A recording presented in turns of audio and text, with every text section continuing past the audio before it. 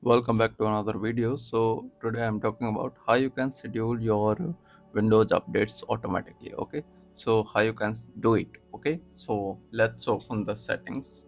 You can search the settings here and open it.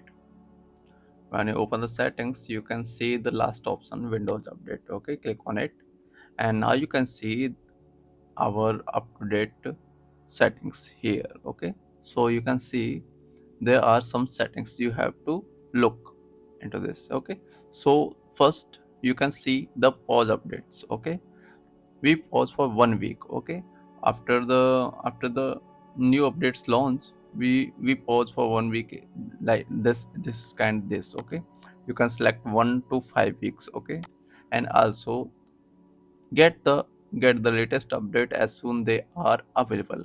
You can check on. Okay, you can turn on it, and it will automatically update your updates whenever the system get update. Okay, and also you can see the in advanced option. You can see in advanced option there are some updates. Okay, download update over the method connection. Okay, and you can see, and you can enable the this option, and that's it, I think so. So you can enable this kind of option, and that's it for today, and I'll see you in the next video.